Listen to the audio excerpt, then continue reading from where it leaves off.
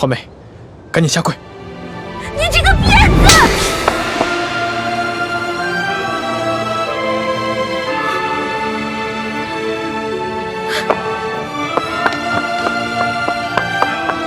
皇上，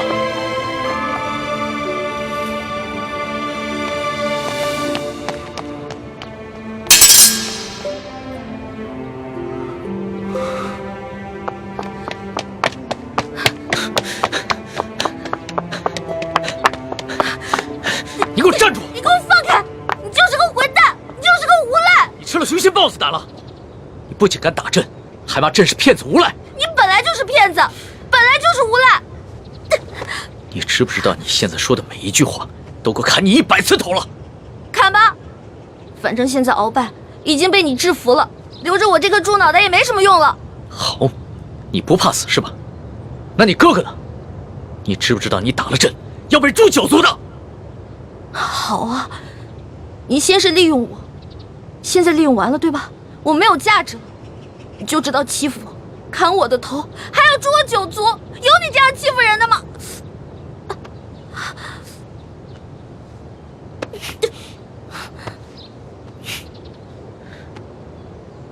伤口这么深，你还乱动？你等一下，朕马上让你哥哥过来给你止血。现在都要砍我和哥哥的头了，还止血干什么？朕难道不该砍你的头吗？你知不知道从小到大，还从来没有人打过朕，就算朕的皇阿玛在世的时候，也从来没有动过朕的一根手指头。那还不是因为你骗我？你跟我说你不是皇上，你是龙三，我是你的老大。那小弟做错事了，老大教训一下怎么了？那要你这么说的话，还是朕的错了。没错，就是你的错，谁让你骗我了？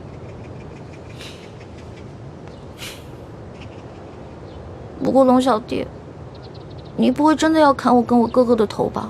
你说呢？你当着那么多人的面打了朕，朕要是不惩罚你一下的话，还怎么君临天下呀？你还有没有良心啊？刚刚是谁冒死帮你跟鳌拜拼命的？刚刚你确实挺勇敢的。朕原本以为你就算真的担心朕，但也只会躲得远远的。我现在真是后悔了，早知道我就应该让鳌拜把你大卸八块的。朕要是被大卸八块，你也好不到哪儿去。你忘了你跟朕结拜过？你还说我被你玩的团团转，你现在很得意很开心是不是？那你不也一样吗？啊，老骗我这个那个的，现在知道自己牛皮吹大了。我从小生在穷山村里面，我以为皇上都是那种威严的，哪成想是你这种泼皮无赖样。我怎么就泼皮无赖了？那你还一直女扮男装欺骗朕呢？啊？那反正你替朕挨了一刀，又给了朕一巴掌，这事扯平了。不过，龙小，皇上，是不是以后我得跟他们一样，毕恭毕敬的叫你皇上了？那当然了，在外人面前，朕只能是皇上，你就不能胡闹。只不过，私底下，你如果还愿意叫朕龙小弟的话，朕会很开心的。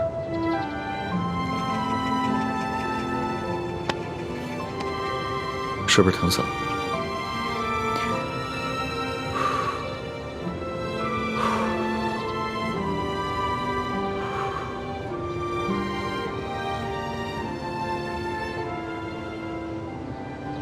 所董，奴才在。朕封你为国史院大学士。奴才谢主隆恩。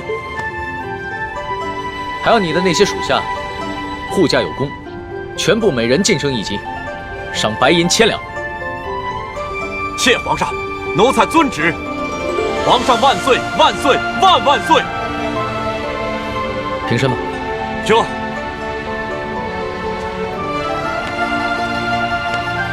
李建清，臣在。朕封你为太医院副院判，赏黄金100两。皇上，臣之医术还不够格担任太医院副院判一职，若是勉强忝居高位，于臣也未见有益。臣护驾乃是臣分内之事，不求封赏，只求当好一名御医。你年纪轻轻就能淡泊名利，很好。不过既然是你救了朕，那就是为朕立下了大功，朕也得赏罚分明啊。你要是不愿意升职的话，那朕就赐你一件黄马褂，准你有急事的时候，可以直接穿着黄马褂进宫见朕。多谢皇上。桓答应，奴婢在。你为了帮朕铲除鳌拜，不惜冒着生命危险潜伏在鳌拜的身边，还识破了鳌拜要给朕下毒的阴谋，为朕擒下鳌拜立下了首功，可谓是有胆有识、有勇有谋的女中豪杰。你想要什么，尽管说出来，朕都会遂你的愿。皇上，奴婢只有2件事想请求皇上。这第一件事，想让皇上撤去奴婢的答应之位。朕本来就要准备取消你答应的封位，封你为嫔，让你做一宫之主。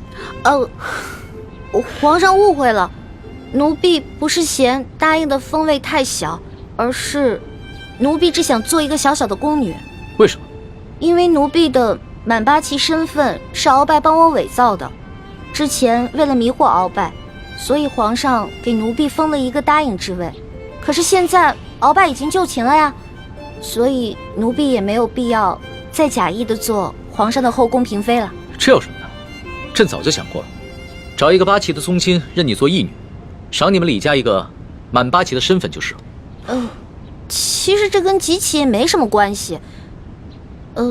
最主要的是，奴婢年少的时候家里给奴婢定了亲，虽然奴婢的未婚夫前几年外出游学，暂时失去了联系，但是婚约还是在的，所以奴婢没有办法侍奉皇上。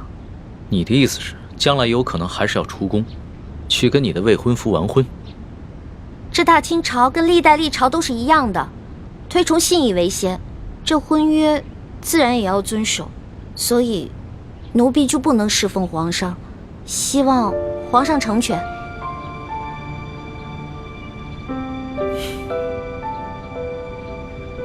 你既然不愿意做朕的嫔妃，那朕也就不强求你了。你毕竟是立下了大功，朕也不会让你做一个普通的宫女。这样吧，朕就留你在御书房，做朕的笔墨侍书。等将来你的未婚夫有了消息，朕就让你出宫去和他完婚。奴婢谢皇上恩典。这个笔墨侍书，以前宫里是没这个职位的，而是朕特意为你而设。你既不是后宫嫔妃，也就不适合住在东西12宫中的任何一宫之中。这样，让人在后宫之中找一处幽静的住所，赐名永乐斋，暂时拨给你住。谢皇上恩典。那你的第2个要求呢？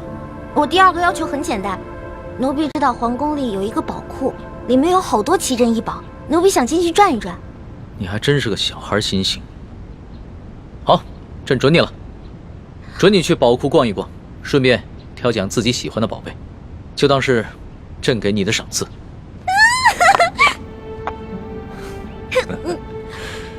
多谢皇上恩典。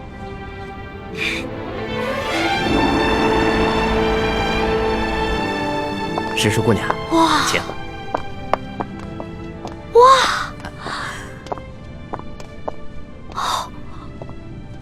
公公，这皇宫宝库里面有这么多的宝物啊！是啊，我都不知道挑什么了。石叔姑娘，我跟你说，这宝库中的奇珍异宝啊，有数十万件。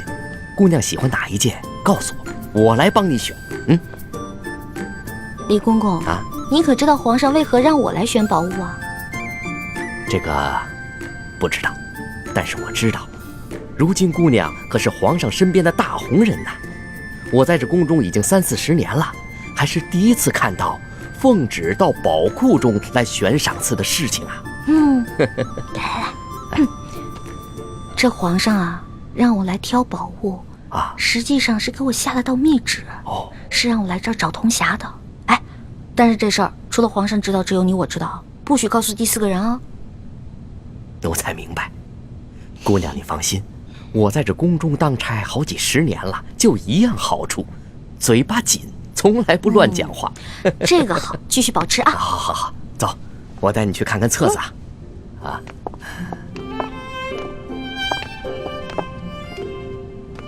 姑娘，这宝库里的所有宝物啊，都在这个册子里面。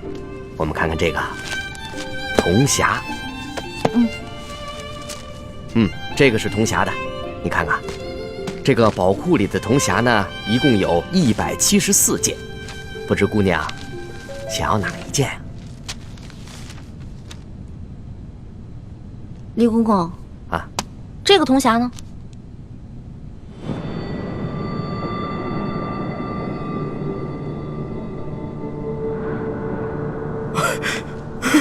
姑娘饶命啊，姑娘！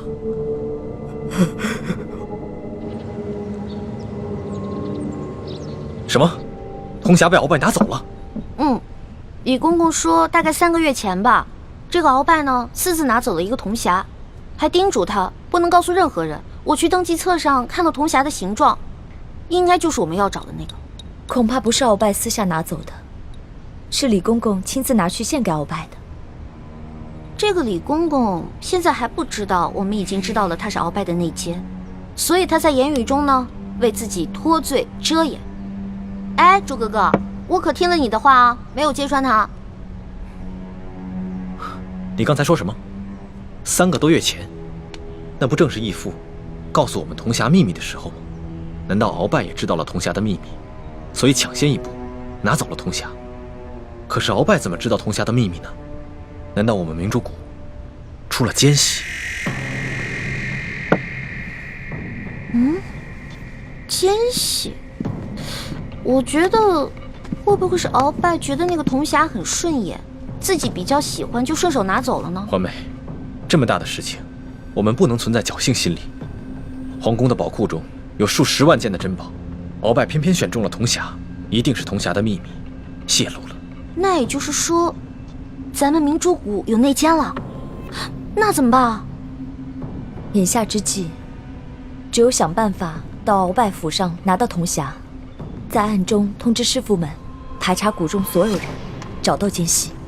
学姐姐说的有道理，之前这康熙啊，一直担心我中了大补丸的毒，但他不知道咱们已经把毒悄悄的给解了，所以呢，我可以借口找解药，亲自搜查鳌府，康熙肯定会答应我的。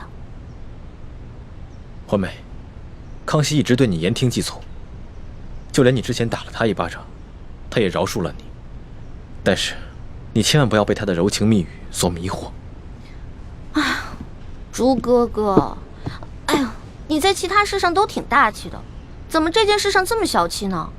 我接近康熙，还不是为了帮你实现为你父皇报仇、光复大明的梦想，结果你还怀疑我。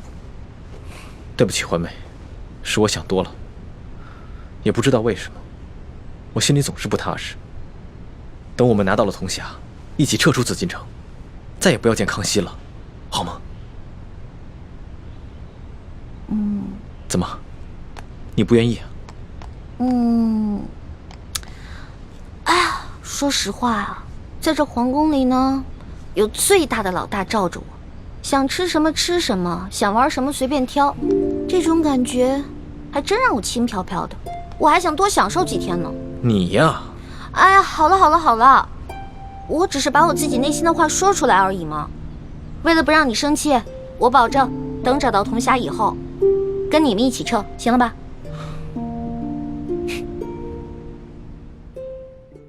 老大，谢谢你。要不是你的金蚕背心，说不定小弟就再也见不到老大了。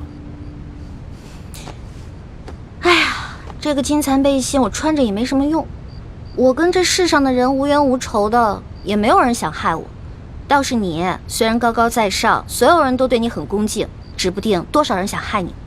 拿着吧，给你了。既然你这么关心朕，那朕可就收下了。你知道这件金蚕背心的来历吗？我只知道这个是先帝赐给鳌拜的。这件金蚕背心呢，是前明崇祯皇帝的贴身之物。这个崇祯皇帝生性多疑，唯恐被人刺杀，所以花重金从海外购得了这么一件宝物。可惜啊，最后他还是丢掉了天下，吊死在了梅山。就跟这个鳌拜一样，曾经权倾天下，现在不也照样变成了一个阶下之囚？所以啊，这执掌天下之人，可不能靠什么宝物防身，必须以仁德治天下。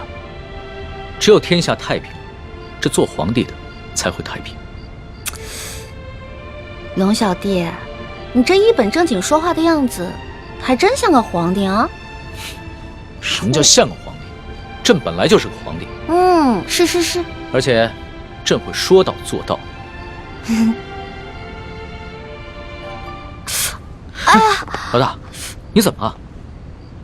你没事吧？没事，可能是大补丸的那个毒发作了。那怎么办呀？我已经命索额图去查鳌拜府了，命他一定要找出大补丸的解药。哎，不，这索大人吧，他去找，他即便看见了，他也不知道哪个是。要不然你还是让我去吧，我去搜吧。不是，可是你这样能坚持住吗？我其实刚来的时候吧，吃了我哥哥给我制的那个药，虽然不能根治这个毒吧，但是可以缓解一下。你让我稍微缓一下啊。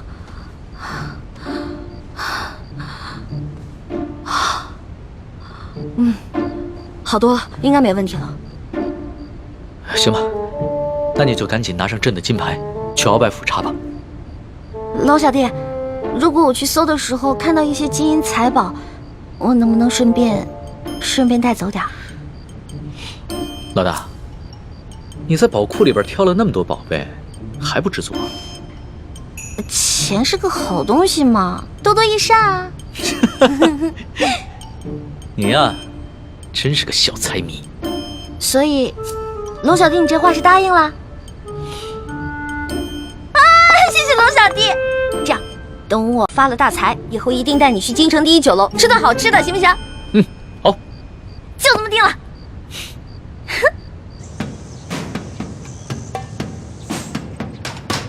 还不进？师叔姑娘，这都是为你准备的。来，尝一尝，应该是不错的啊。经典一下。好吃。好吃吗？好吃。啊。翡翠石剑，这边。的确好吃。扔地下。啊。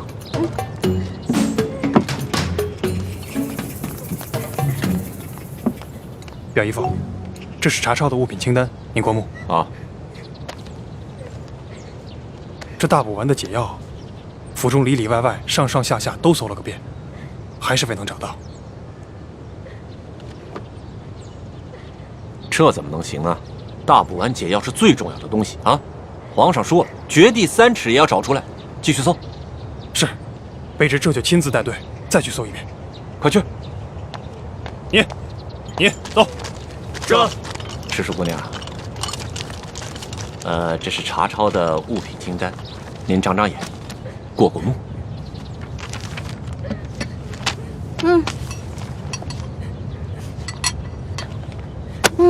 不用看了，这个不对。不对。哪里不对啊？啊，师叔姑娘。这个清单啊，肯定不对。这不对吗？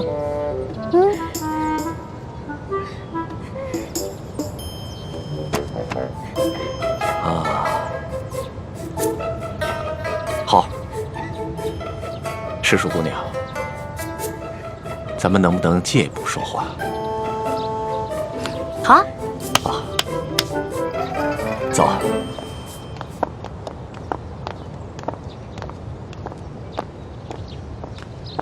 参见大人。行了，走吧。行，走。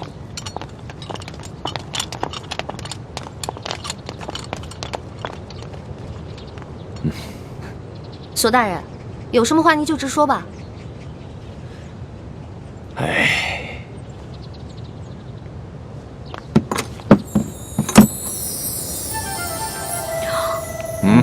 哇，这么多金银珠宝啊，连在皇宫的宝库里都没见过呀。师叔姑娘，你这眼光挺毒啊，一眼就看出这账目不对啊。实话实说吧，这2箱宝物还真就没入账。咱俩来鳌拜府，也不能白辛苦这一趟吧？咱们2-1天作5，把这2箱宝物给他分了，这样如何？分了，这不太好吧？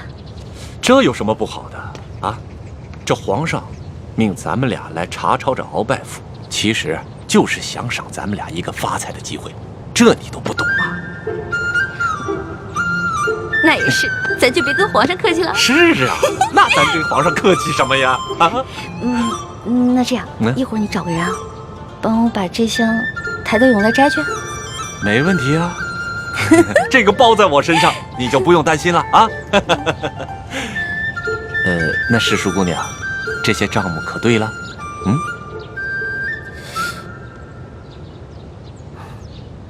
不对，还是不对啊？什么不对啊？世淑姑娘，这还有哪儿不对呀？啊？这个不对。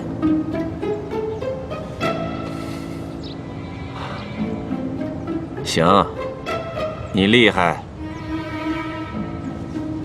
走，跟我走。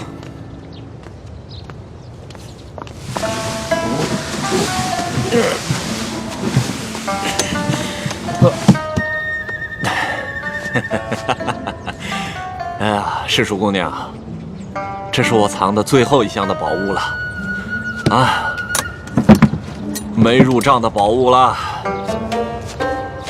哎，这个箱子也没有。鳌拜到底将铜匣子放到哪儿了？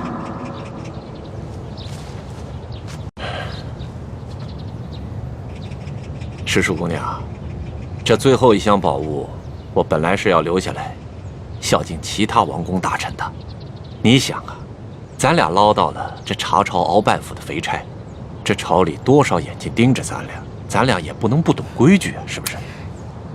是啊，索大人，我虽然不是特别懂你们这朝中的复杂关系吧，但是我也知道，这人要懂得分享，不能吃独食，不然啊会招来祸灾的，是不是？是啊，哎呀，世淑姑娘就是聪明伶俐，难怪皇上这么宠爱你。哎，那现在这账目可对了？这账目是对了，但是我这解药还没找到呢。对呀，这解药没找着。鳌拜这奸贼实在是狡猾得很呐，这找不着解药，咱俩怎么向皇上交代呀？索大人，您看这样，您让手下的人呢去审一审鳌府的人，问问这鳌府里面有没有什么密室之类的。对呀，我怎么就没想到这一点呢？啊，哎呀，还是世淑姑娘更胜一筹啊！那咱这个先放着，查解药去。走。世淑姑娘，你瞧这个地方机关重重，也不知道藏了多少宝物，说不定这大补丸的解药就藏在里面。索大人，这个机关十分的复杂，我们真的没办法打开啊！废物，一群废物点心，这点事儿你们都办不好啊！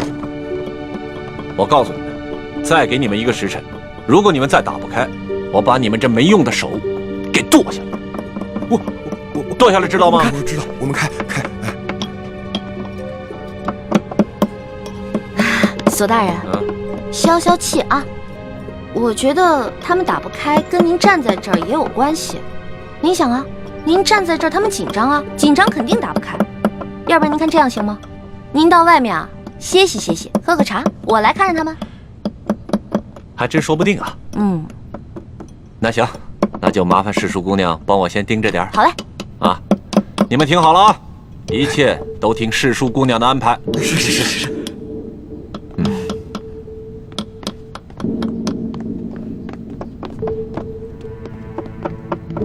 世淑姑娘，这个机关设计得非常巧妙，我等真的无力打开啊！是啊，我看看。哎，您请啊，您看看。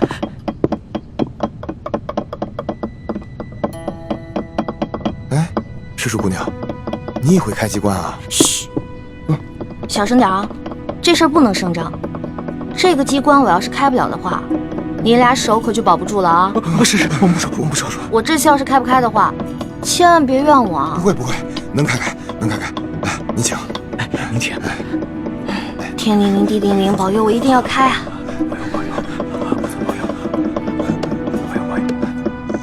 眼下我们已经帮康熙擒获了鳌拜，已取得了他绝对的信任，相信用不了多久，小师妹一定能够拿到铜匣。真没想到，事情进展得这么顺利。这10几年来，我们一直没能完成的任务，居然被你们几个月之间就完成了。看来你跟易欢真是我大明的福星，受天之庇佑啊！等找到铜匣，樊师妹和叶师弟再拿到1号金钥匙以后，我们就能取出藏宝图，招兵买马。到了那个时候，光复大明的大业就成功一半了。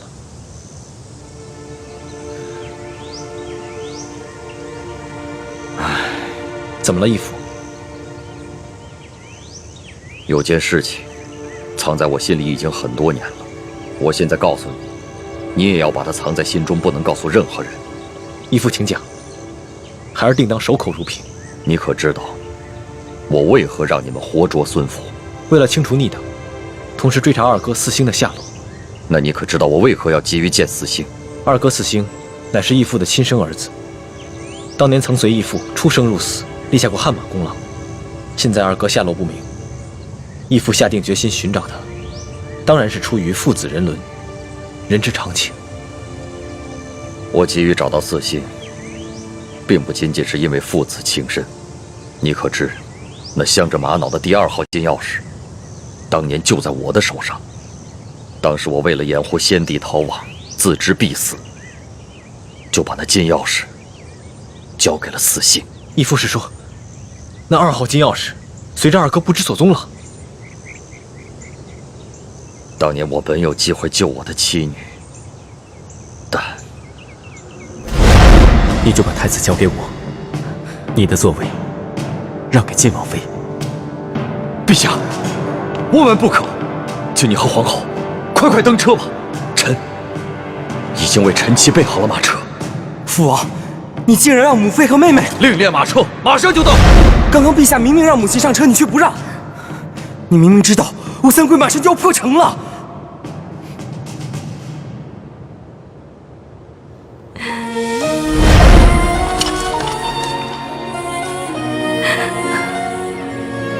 什么？你要抛下母妃和妹妹不管？国难当头，顾不了我们自己的家。爹，可是没有可是，执行军令。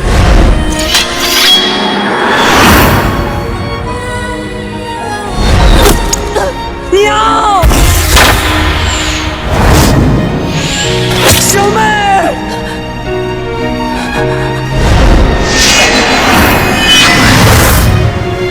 从今往后，你不再是我爹。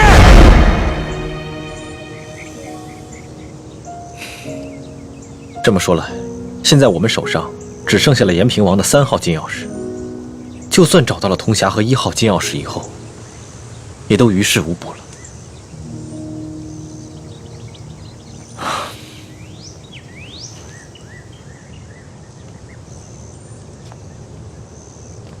这么多年来，这件事情一直是我心头的一块大饼，我没敢告诉任何人。但现在，我不能不如实向太子禀报。都怪我耽误了光复大明的大业。义父千万别这么说。义父为我大明，为我朱氏，已经牺牲的够多了。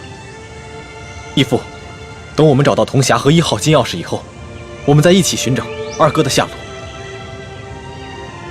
四星多年来杳无音信，我怀疑，如今他早已不在人世，要不然就是故意隐藏起来，以此来惩罚我当年的狠心。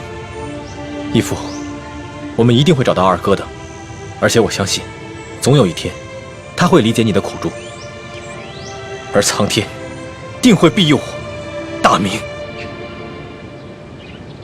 皇祖母，这只是一个小小的答应，居然敢动手打皇上，更不可思议的是，皇上居然还不予追究，还破例给他封了一个什么笔墨侍书的职位，给他加倍的疼爱。岂有此理！岂有此理呀！小小的笔墨侍书，竟敢在大庭广众之下去打皇上！李德福，这怎么？你怕皇上怪罪，不敢食言？回太皇太后，不是奴才不敢直言，当时奴才和索大人还有宫里的内侍全都低头跪在地上，只听见一声清脆的响声，没有看清到底发生了什么事啊。那其他人呢？都没看见？这个奴才就不知道了。那声巴掌响，是皇上自己打了自己一下？当然不是。那就是皇上打了李易欢那个贱婢一下？也不是。这也不是，那也不是，你现在就跟本宫说清楚，这一巴掌到底是怎么回事？皇后娘娘，奴才是实话实说，当时确实奴才没有看见李欢打了皇上一巴掌。这皇上有严令我们不许多嘴，所以奴才不敢妄加猜测呀。你这个老滑头！李德福啊，看来你真是有点老眼昏花了，该瞧到的你都没瞧到。太皇太后恕罪，奴才该死，请太皇太后责罚。李德福，你可是这宫里的老人了啊！你说说，冒犯了皇上，该当何罪？回太皇太后，冒犯皇上，那是死罪。那动手打了皇上呢？这奴才在宫中30多年了，还从未见过如此胆大包天、不知死活之徒，所以无旧例可循。但显然当处以极刑，诛灭九族。李德福啊，你若不是皇后禀报了哀家，你还在那儿装聋作哑呢。奴才该死，奴才该死！哎呀，李德福啊，李德福，你服侍了哀家已经整整30年之久了。你可知哀家当下最担心的是什么？最害怕的是什么？奴才不敢妄加猜测。鳌拜专政，让我担心，但是我不怕。这吴三桂以兵自重，哀家也担心，但是也不怕。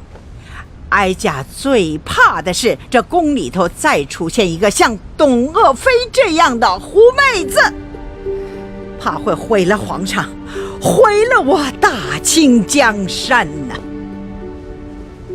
太皇太后，您请放宽心，那李易欢她成不了董鄂妃，她是个汉女，况且自幼又定了亲，一旦她的未婚夫出游回来，那李欢就该出宫完婚去了。这汉女怎么了啊？定了亲又怎么了？当年这海兰珠就嫁过人，这太宗皇帝不照样爱若珍宝吗？董鄂妃一样，她还是先帝的弟媳呢，那先帝不是照样为她神魂颠倒了吗？这李易欢呐，比起这海兰珠啊、董鄂妃呀，真是有过之而无不及呀！居然还敢打皇上啊！皇上连这个都能忍，这说明把他纵容到什么地步了啊！李德福啊，这可是天大之事啊！你居然没向哀家禀报！奴才该死，奴才该死。不过，奴才也着实冤枉。这李易欢，他入宫之后，也未见得如何受宠啊，只不过册封了个答应。可是，谁想到，竟然到了今天这个地步啊！可见呢，这个李易欢是一个鲜毒之人呐。皇祖母，你可千万不能再纵容这个贱婢李易欢了，否则，只怕您担心的事情又要重蹈覆辙了。放心吧，只要哀家在，任谁他也翻不起这个波澜来。都过了1个时辰了，诗书姑娘，你到底行不行啊？哎呀，别催我了，恐怕我们的手是真的保不住了。是啊，能不能不要那么绝望啊？我有种预感，我很快就能打开，很快。这真的假的啊？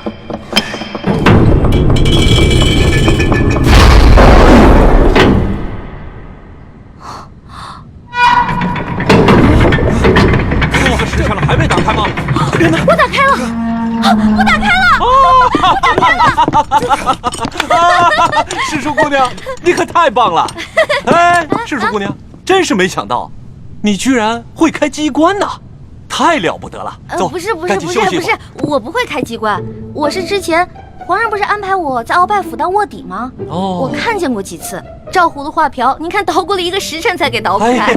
哎，世叔姑娘，真是没有想到，你看这么一次就能够记下手法来，这可太了不得了，真是聪慧过人呐！走，咱们休息一会儿。如今鳌拜倒台了，我弟弟有何反应？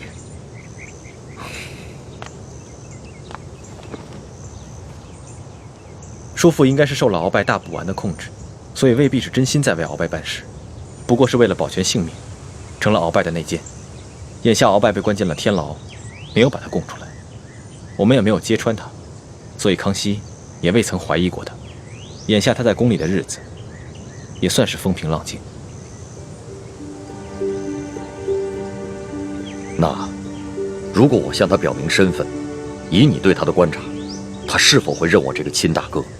是否会弃暗投明，加入我们光复大明的联盟？这个很难说。我曾经试探过他几次，他常常感慨自己孤身一人，似乎十分想念从前的亲人。不过他毕竟在宫里生活了几十年，已然变得十分麻木且圆滑，而且他现在有钱有势，我猜他不会为了跟义父的兄弟情谊而放弃眼下所拥有的一切。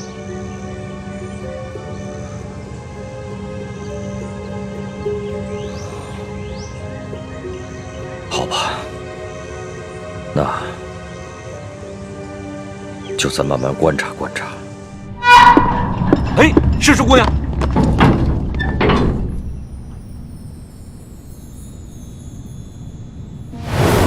你们俩把工匠带走，给他们打赏，快！知道。没想到啊，这鳌拜老贼的密室，珠宝多的比皇宫还多。可不嘛。索大人，要不然这样，咱俩呢先挑点，剩下的入账，您觉得呢？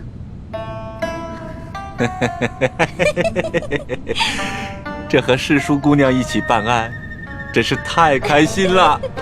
是，您那边，我这边，怎么样？行动！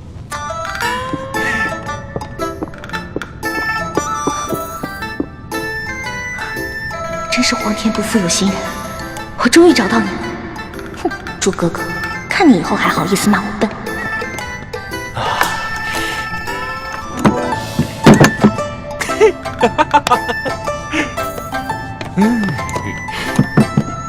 哦，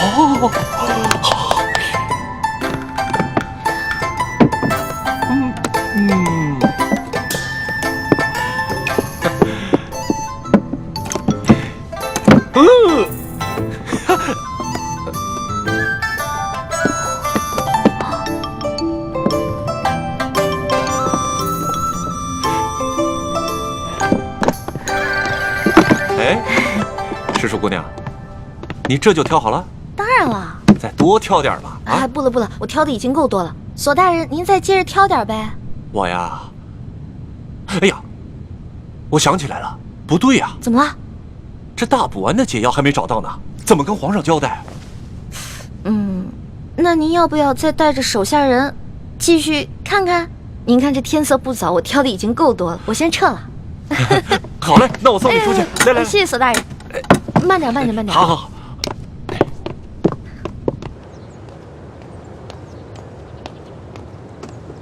李太医，太皇太后凤体前，李太医，赶紧过去看看吧。好，卑职这就过去。公公将来告老还乡的时候，可否会回陕西榆林去安享晚年啊？不回去啦，没有亲人的家乡还算什么家乡啊？公公在这世上，当真连一个亲人都没有吗？本来是有个孪生哥哥，但几十年杳无音信，恐怕早已死在乱军之中了。万一公公的哥哥吉人自有天相，还活在这个世上呢？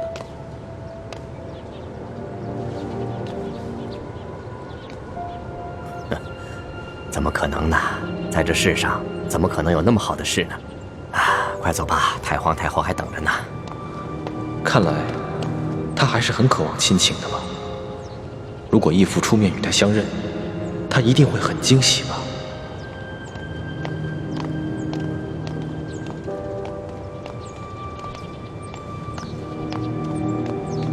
公公，太皇太后的病一向是院判大人亲自瞧，今日怎么突然宣我这个排名最末的太医？这个咱家就不清楚了。也许是院判大人觉得你年轻，却医术高明，太皇太后也就留上心了吧。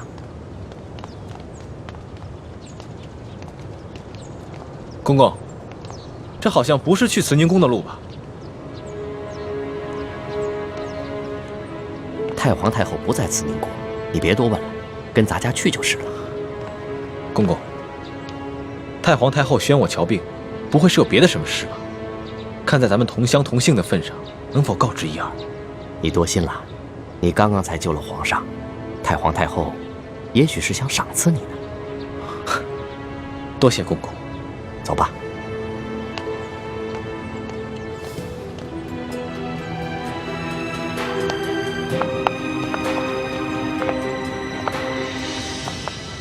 厉贵人，您吉祥。李公公安好。微臣参见厉贵人。李太医免礼。谢厉贵人。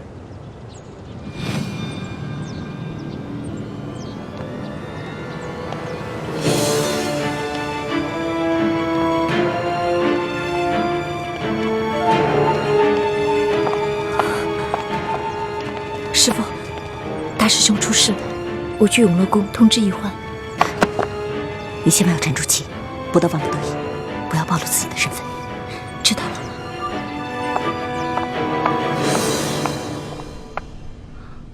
吗？踏破铁鞋无觅处，得来全不费工夫啊！如果朱哥哥看到这个铜匣子，一定会惊喜万分的。到时候我就将找到铜匣子的过程说得惊心动魄，让他们以后再也不敢小瞧我这个小师妹了。哼！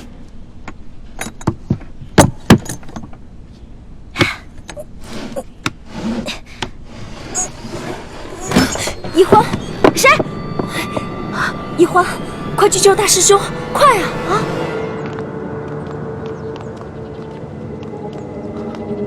李公公，太皇太后不是宣我来看病的吗？怎么把我带到这儿来了？有什么事情先进去再说啊！开门。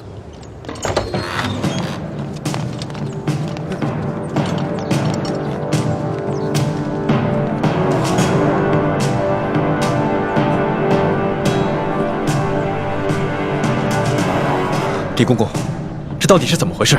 太皇太后懿旨，将你们这些捉拿鳌拜有功的人聚在一起，每个人赐一杯御酒。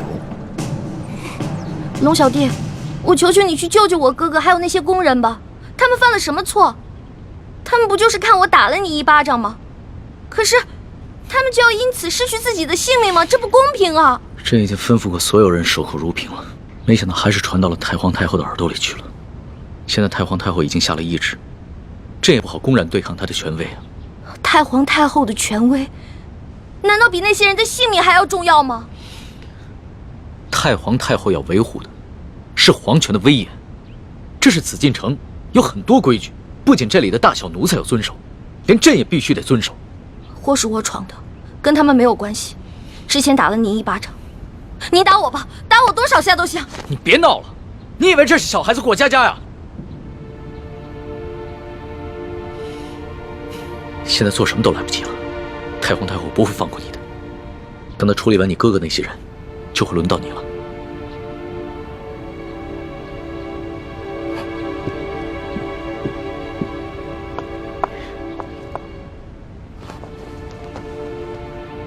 那皇上，您还是先杀了我这个祸首吧。如果先杀了我的话，死在哥哥的前面，我就不会那么内疚了。易欢的易欢，你还老说自己是朕的老大，一到这种危险的时刻，你就这么没出息的以死相要挟。您现在是高高在上的皇上，我只不过是一个小小的奴婢，我只能求您大发慈悲，饶了我哥哥。少说的那么可怜，你什么时候把朕当过皇上？不一直把朕当成你那个结拜小弟吗？奴婢再也不敢不知天高地厚了。您现在是皇上，不是奴婢的龙小弟。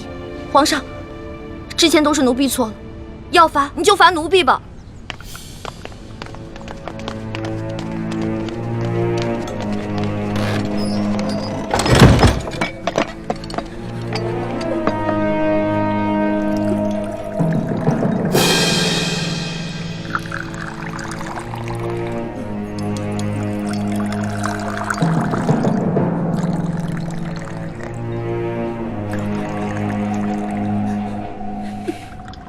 你先起来吧。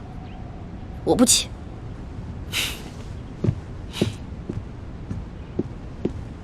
起来吧，这么跪着也不是办法。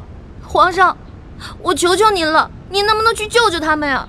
如果他们因为我而死，我肯定会内疚死的。楼下，皇上，你就救救他们吧。人自然是要救的，但你倒是说说，这要怎么说服太皇太后啊？您可以跟太皇太后讲齐桓公跟管仲的故事。当年，管仲为了救自家主子，向齐桓公射了一箭，但是那个箭正好射到了齐桓公的腰带上，齐桓公没有死。后来，齐桓公不计前嫌，任用管仲当了国相。管仲感激涕零，倾尽一生的才华，辅佐齐桓公，最后成为春秋五霸的首位。皇上，您不会连齐桓公都不如吧？论气度，朕自然是不输齐桓公的。可是你能比得了管仲吗？论治国之才，奴婢当然比不上管仲的一根汗毛。但是，你想招来人才容易，想找到像我这样陪你吃喝玩乐、赌骰子拼酒的人，可不容易啊。这个理由倒是很充分。只不过，早晚有一天你都要出宫嫁人，不能一辈子留在宫里陪着朕，那朕岂不是很吃亏？原来您是因为这个呀？那您现在想怎么办啊？跟朕说说你那个青梅竹马吧，他叫什么名字，长什么样，家世如何？这个属于奴婢自己的秘密，不能告诉你。那你总得告诉朕，他的外貌仪表、才华气度比朕如何？这个嘛，我也没法说。有什么不好说的？让你说你说不就完了吗？那我真说了，你可不许生气啊！笑话，朕在你的心里度量那么小啊？他确实没有皇上您高贵俊逸，但是他很温柔，对我特别好，人很老实，我说什么他就做什么，我可以把他吃得死死的。不像你，今天说这个你开心了，明天说那个又得罪你了。那你爱他吗？二师傅，我头晕。师傅带你去休息啊。二师傅，玉环他是在装病，你千万别上了他的当。一会儿大家练完功，再罚你扎半个时辰马步。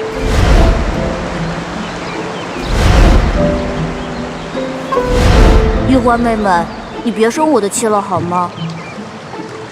环妹妹，这个给你，我们和好吧？核桃酥。那。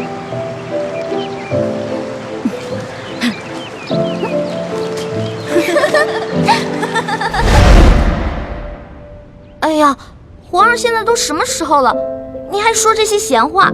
您赶紧跟我去救人吧。皇帝也是人，也有七情六欲，也有好奇心，甚至也会嫉妒。龙小弟，我求求你了，你要是再不去的话，他们人头马上就要落地了。放心吧，这个宫里没那么容易见血，要灭口用的都是鸩酒。鸩酒？那你赶紧下旨吧。走，快去救他们！你先别着急，这太皇太后一下子从朕身边抓了10几个人，还需要等你过来求朕朕才知道怎么做吗？朕虽然不好公然抗旨，但是早已命人准备了解药了。真的？那你不早告诉我？不对，你是不是得需要什么条件才能给我解药？当然，朕就想问你一个问题：你爱这个青梅竹马吗？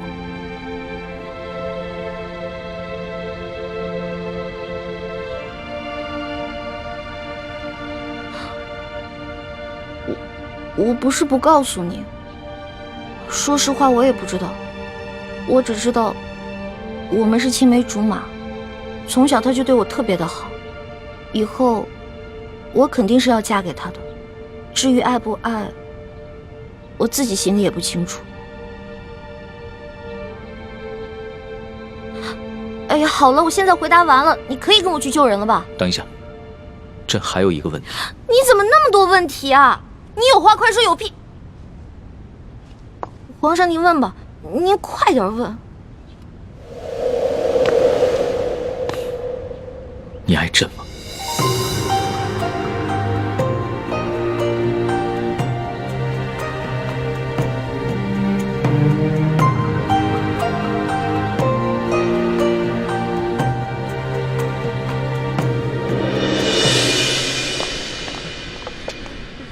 这是太皇太后赐给你们的御酒，你们每人各取一杯，享用吧。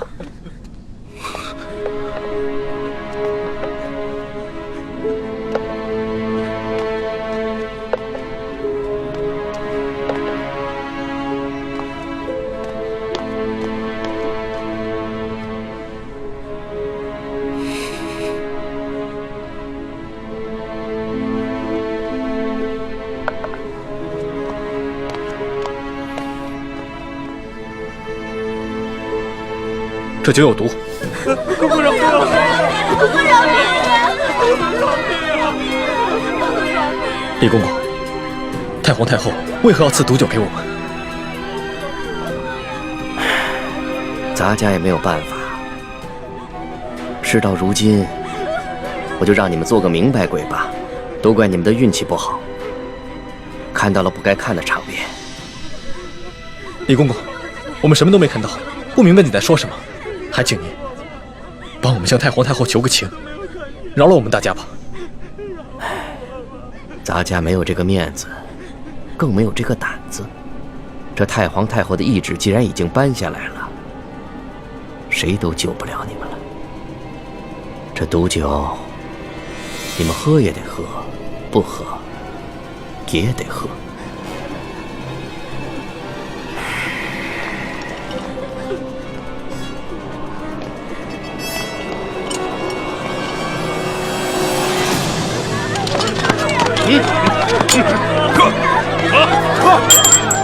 喝，少废话，还不喝？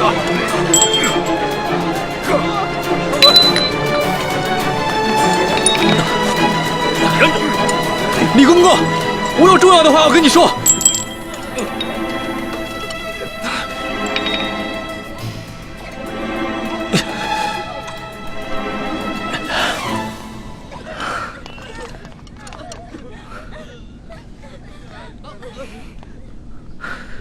李公公，我知道你和我们一样，都服过大补丸，都是鳌拜埋在宫里的棋子。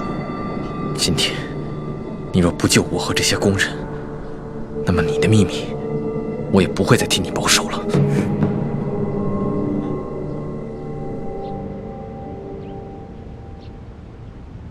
为什么不回答朕？我不知道怎么回答。如果我说实话，我怕你不开心，不给我解药；但是如果我骗你的话，那就是犯了欺君大罪了。你就照实了说，朕答应，不论如何都会救你的哥哥和那些宫人。真的？天子之语，金口玉言。不爱。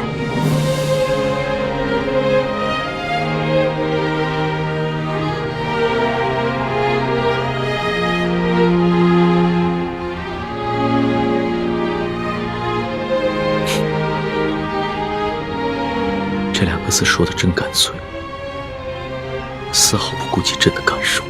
我之前就跟你说过，皇上是这个天下最不值得女人爱的人。可是作为老大，也许我会爱上结拜小弟龙三，但是作为奴婢，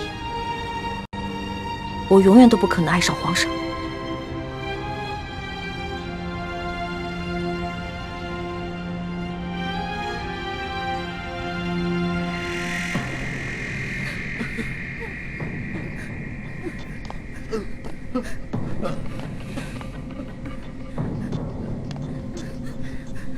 杀了他！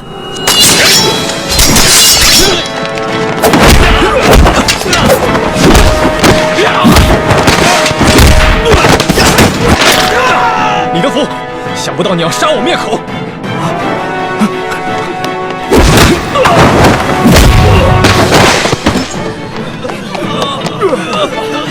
快追！快追啊！站住！快！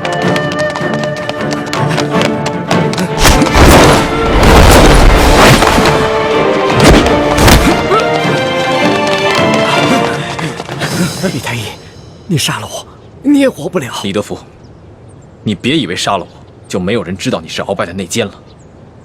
你别忘了，我还有我妹妹奕欢，我若是死了，她绝对不会放过你。李太医，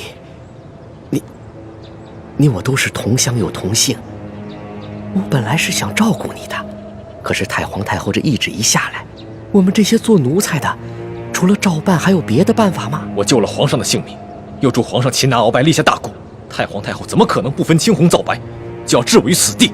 哎，都怪你那个妹妹啊！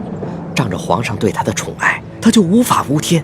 我在这宫里都已经几10年了，我从来没有看见过哪个宫人敢打皇上的。奕欢呢？现在怎么样了？我不知道，但我知道太皇太后不会放过她。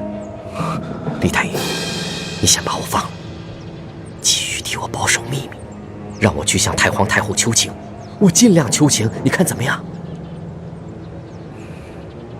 那些宫人呢？哎呦，这都什么时候了？咱们都泥菩萨过河，自身难保，哪还有闲心顾及他们呀？不行，我不能眼睁睁看着这么多无辜的人丧命。我要见皇上。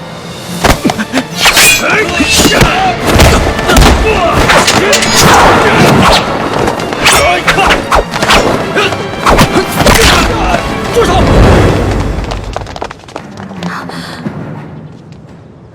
皇上，微臣参见皇上。凭什么？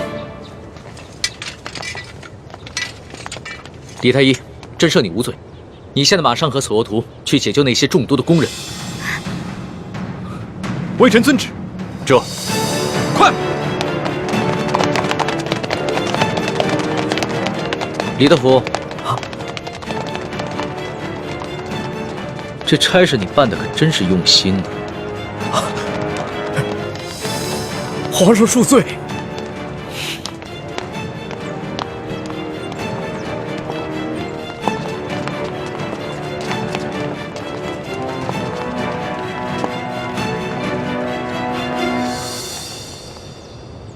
石叔姑娘，老奴也是实属无奈。石叔姑娘，您大人大量，不要记恨老奴啊！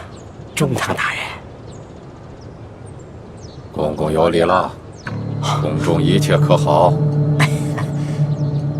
中堂大人，您放心吧，一切尽在中堂大人的掌控之中。皇上好吗？皇上现在还是每天跟一些小伙伴们摔跤玩耍，无心朝政。他那都是故意做给老夫看的吧？当年顺治爷临终托孤的景象，老夫是历历在目。不过如今皇上翅膀硬了，不把我等老臣看在眼里了，是时候给他点教训了。那中堂大人，您的意思是？每日给皇上一盅补药吧，接着看着他喝下去，懂了吗？奴才懂，奴才懂。你是如何知道的？公公，我这口技练得还不错吧？原来那晚你也在马车上，那你是如何知道是我？公公啊，虽然您那天行事谨慎，带着黑纱，我看不清您长什么样子，但是我看到了你耳朵后面那颗痦子，所以我还是认出了是公公您。李欢，太皇太后果然说的没错，你真不是一个简单的小丫头。可是李公公啊，这太皇太后也看错了您啊，您也不是一个忠心的奴才啊。你到底想怎么样？李公公，您知道的，我这个人啊是不会害别人的，但是我最讨厌的就是那种害人的人，所以只要您不对我们兄妹两个起什么歹心，那我们自然不会对您怎么样。但如果您的心里对我们兄妹两个，皇上，等等我。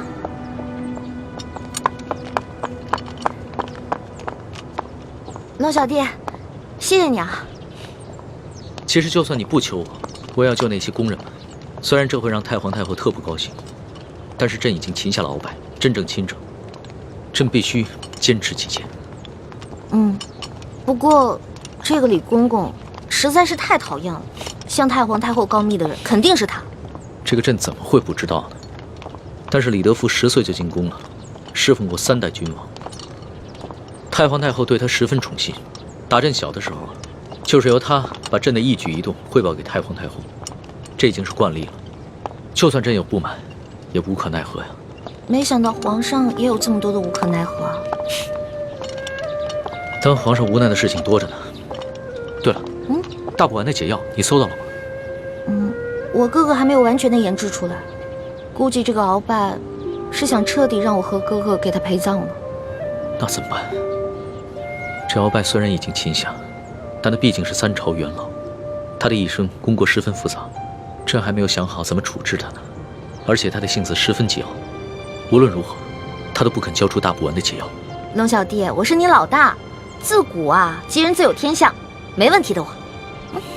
朕真的是没用啊，连你都保护不好。龙小弟，你可千万不要对我这么好。